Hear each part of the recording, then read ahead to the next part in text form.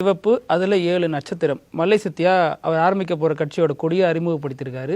இதை மதிமுக எப்படி பார்க்குது சார்? எங்களுக்கு அது நேரமும் இல்லை, வேலையும் இல்லை. இல்லை வாழ்க வளர்க அப்படின்னு அவர் இல்லை கட்சியில் இல்லைன்னு முடிவாயிட்ட பிறகு எடுத்த பிறகு அண்ணன் அவர்கள் கட்சி ஆரம்பித்தால்னா எந்த கட்சியில் சேர்ந்தான்னா இல்லை எதுவுமே இல்லாமல் ஒதுங்கி இருந்தாலும் எங்களுக்கு அதுக்கான பதில் சொல்றதுக்கான அவசியமே இல்லை. ஏன்னா அது அவரோட கொள்கை தனியா உருவாக்கி திமுக இருக்கு அப்படிங்கிற விமர்சனமும் சொல்லப்படுது. சார், இப்போ நீங்க கொஞ்ச நேரத்துக்கு முன்னாடி பிஜேபி கூட நீங்க இருக்கீங்களா கேட்டீங்க.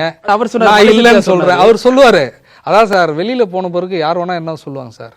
நம்ம பார்த்து நடந்துக்கணும். விமர்சனங்கள் வரதான் செய்யும். விமர்சனங்கள் இல்லாத வாழ்க்கையே கிடையாது.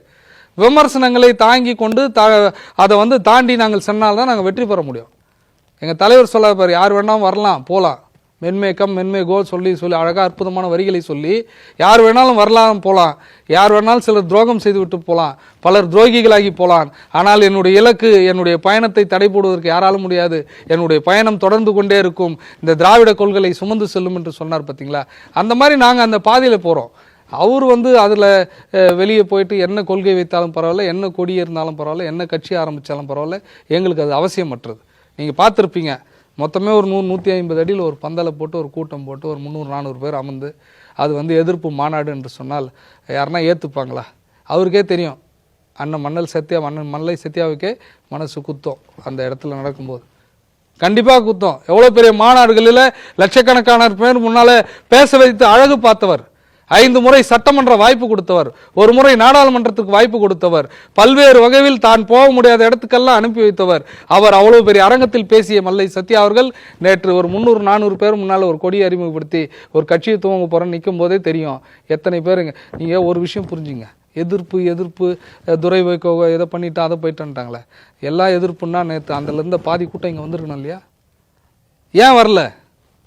இது ஆரம்பம் தான், இன்னும் படிப்படியாக குறைய போகுது. நாஞ்சில் சம்பத்தின் அங்கே போயிருக்கிறார். ஜெயலலிதா அம்மா கார் கொடுத்தாங்க, மிகப்பெரிய அளவில் அந்த பொண்ணுக்கு சீட்டு கொடுத்தாங்க, கல்யாணமே எங்கள் ரேஸ் கோர்ஸில் நடத்தி வச்சாங்க, அவ்வளோ பெரிய இடத்துல இருந்தாங்க. அந்த அம்மாவுக்கு உங்களால் விசுவாசமாக இருந்து முடிஞ்சுதா? அதுக்கப்புறம் சசிகலா அம்மா போனாங்க, தினகரன் வந்தார், எங்கேயும் திமுக மேடையில் போய் திமுக பேசுனீங்க, அதுக்கப்புறம் நான் சொற்பொழிவாளன் போனீங்க, எந்த இடத்துலையும் உங்களால் இருக்க முடியலையே. இன்னைக்கு தலைவரை நீங்கள் வசப்பானீங்களே, தலைவர் உங்களை எங்கே வச்சிருந்தார்? இன்னைக்கு எங்கே இருக்கிறீங்க நீங்கள்? அந்த நாக்கால எவ்வளோ வார்த்தைகளை, எவ்வளோ தடித்த சொற்களை தலைவரை பற்றி பேசின. கொஞ்சமாவது நன்றி விசுவாசம். வீடை இடிச்சுட்டாங்க, நாங்கள்லாம் பணம் கொடுத்துருக்குறோம். எங்களால் முடிஞ்ச ஒரு 5000 கூட தொண்டர்கள் எத்தனை பேர் எல்லாரும் போட்டு வீடு கட்டி கொடுத்தோம். எதற்காக கொடுத்தோம்? இந்த நாஞ்சில் சம்பத் எங்களுக்கு நேரடி பழக்கமா? தலைவர் கூட இருக்கிறார், தலைவரோட கொள்கைகளை பேசுறார், இவர் நல்லா இருந்தா கட்சி நல்லா இருக்கும்ன்ற அடிப்படையில் கொடுத்தோம்.